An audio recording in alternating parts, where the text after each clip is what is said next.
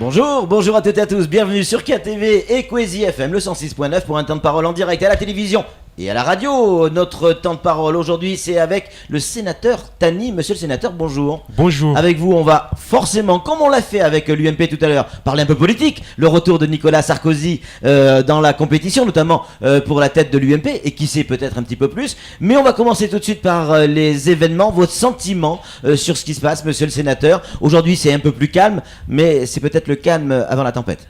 Alors déjà, pour faire une transition avec ce que vous disiez tout à l'heure, effectivement, par rapport à la communication, des gens se posent des questions, mais je peux vous assurer, pour avoir été au contact avec monsieur le préfet et madame le vice-recteur hier durant la journée, que le boulot est en train d'être fait, et notamment le boulot de cohésion avec tous les intervenants du terrain pour donc ça, trouver... vous confirmez ce qu'on disait à l'instant, c'est-à-dire qu'il y a un travail qui est fait, un travail de fond qui est fait. Mais bien sûr. Ouais. Alors, par rapport... Pourquoi ne pas communiquer ?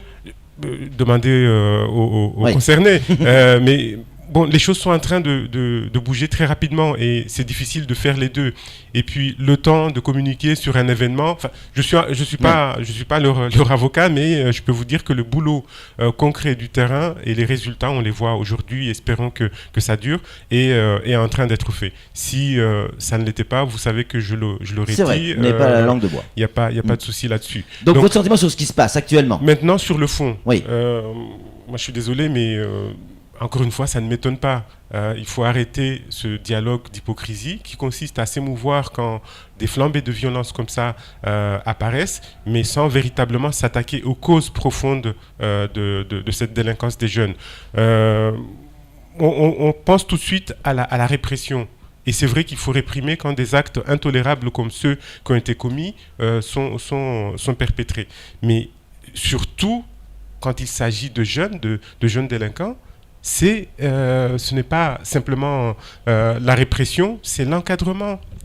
C'est l'encadrement de ces jeunes. Ce sont des jeunes désœuvrés et il faut travailler en amont pour éviter qu'ils commettent ces faits-là. Au risque de me répéter, moi ça va faire 12 ans que je fais ce boulot avec l'association Tama. Même si des détracteurs récemment sont venus jeter l'opprobre sur... mais ils ne sont pas crédibles parce que qu'est-ce qu'ils ont fait pendant ce temps-là ? Qu'est-ce qu'ils ont fait ? Donc cette jeunesse-là, et je tiens à souligner le discours de Harity Abdullah tout à l'heure, quand des choses bien sont dites, c'est le discours, j'attends les actes maintenant, il faut les souligner. Parce qu'enfin, on a compris que ce n'est pas simplement... Vous êtes d'accord avec Harity Abdullah, c'est-à-dire que vous mettez les événements que l'on vit aujourd'hui sur le dos de l'immigration ? Ce n'est pas ce qu'il a dit, simplement. Ouais. Ce qu'il a dit, c'est que ce sont des jeunes, quelle que soit leur couleur, leur provenance, ce sont nos jeunes, il faut s'en préoccuper. Moi, c'est ça que je préfère retenir. S'il y a eu d'autres propos, je préfère... ne pas les retenir. Et puis, il ne faut pas non plus se voiler la face. C'est vrai qu'une partie de cette délinquance provient de l'immigration, notamment de l'immigration irrégulière. Mais en disant ça, ce n'est pas pour jeter un voile pudique dessus. Au contraire, il faut encore plus s'en occuper parce que c'est une population qui est encore plus exclue, qui est encore plus en propension de commettre potentiellement des actes de délinquance. Donc, et je pense que c'est aussi quelque chose qu'il a dit lorsqu'il a parlé d'immigration, mais là aussi je ne veux pas parler pour lui. J'espère que les actes vont succéder à ces propos qui sont des propos responsables. Vous dites, monsieur le sénateur, il faut s'occuper de ces jeunes. Mais ce discours-là, on l'entend depuis des années et des années.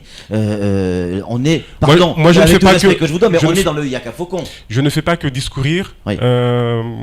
à titre de bénévolat avec cette association. C'est vrai, je crois, ça, et tout le monde le reconnaît. Je crois que j'agis aussi. Mais est-ce que c'est suffisant aujourd'hui ? On voit bien que non. Mais bien évidemment, c'est pas suffisant. Donc, qu'est-ce qu'il faut faire, monsieur Ce n'est pas suffisant. Il faut que le Conseil général, qui est en charge de la jeunesse en difficulté, c'est parmi ses prérogatives essentielles, eh bien, s'occupe de cette jeunesse en difficulté. Ça veut dire quoi ? Créer des infrastructures sportives, créer des bâtiments pour un orphelinat. Vous savez comment nous faisons à Tama depuis 11 ans ? On ne va pas chercher, on ne va pas demander à l'État, allez, donnez-nous tant de millions. Non, on monte des dispositifs.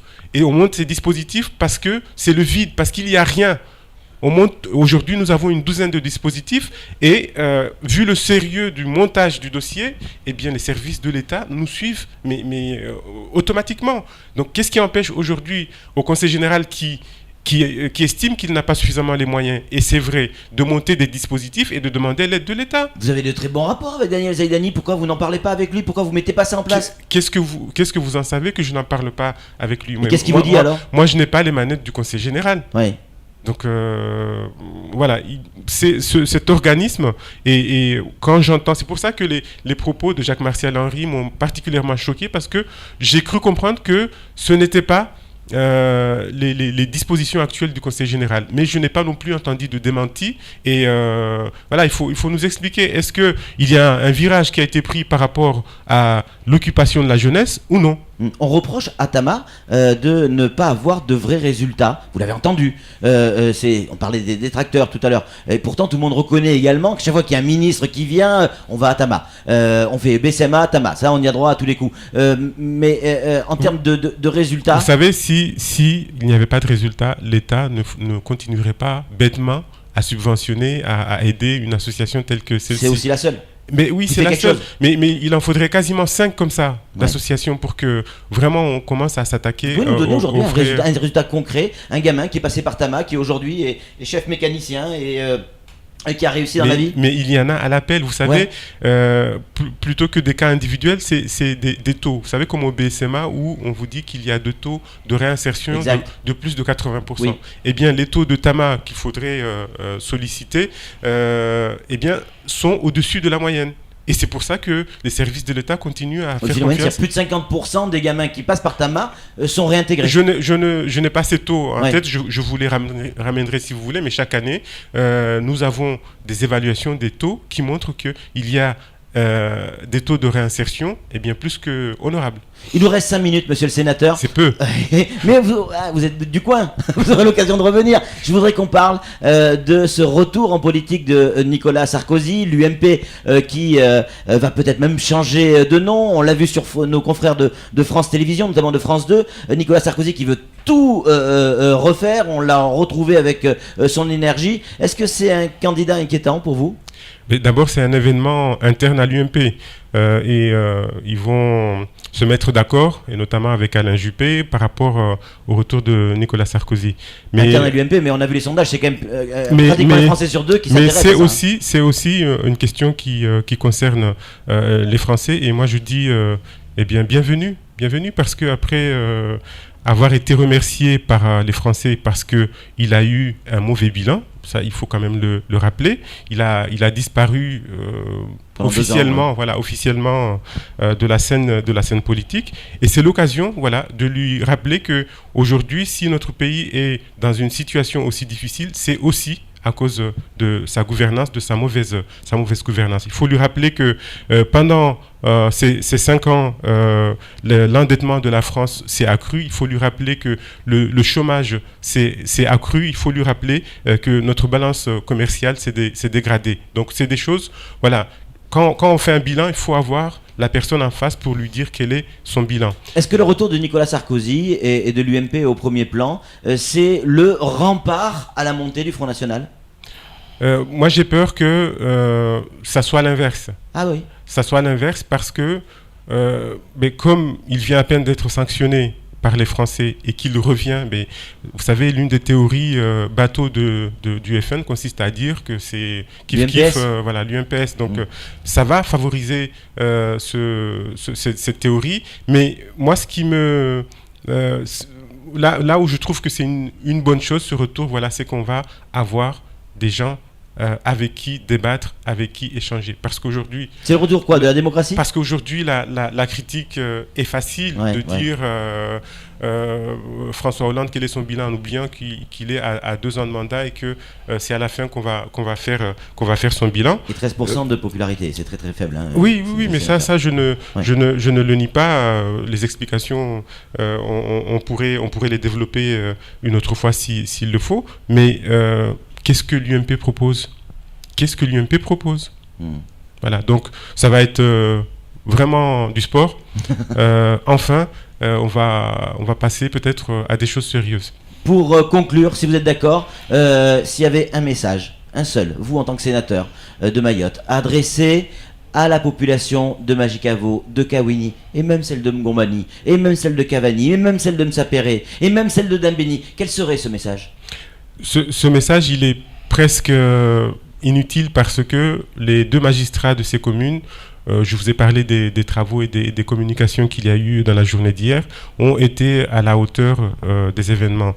Maintenant, la population, il faut revenir au calme. Il ne faut pas laisser une petite minorité pour des raisons futiles prendre en otage effectivement et mettre autant de bazar, autant de saccage dans ces deux localités. Il faut revenir au calme et un message à mes homologues élus. Travaillons à la prévention, à l'encadrement de ces jeunesses. C'est comme ça qu'à terme, on pourra endiguer ces phénomènes de violence. La religion, elle a encore son rôle à jouer. On l'a vu encore hier avec El Mamoun qui est allé à la rencontre de Kawini, qui va aujourd'hui à la rencontre de Majicavo. Et ça a l'air de fonctionner. Mais vous enlevez la religion des Maorés, vous n'avez rien compris. Voilà. Donc, c'est une religion en plus qui est pratiquée ici, mais comme nulle part ailleurs, avec une compatibilité avec les règles de la République qui mériterait d'être pris en exemple. Mais quand vous parlez de M. El Mamouni, ce n'est pas que la religion, c'est les cadis. Exact. C'est les cadis. Et aujourd'hui, il faudrait peut-être reposer sérieusement la question et les conditions de la place des cadis dans la société. En tout cas, merci beaucoup, monsieur le sénateur, d'être venu sur ce plateau. C'est toujours un plaisir de vous recevoir. C'est tout pour ce temps de parole. Tout de suite, la suite de nos programmes. Merci à vous.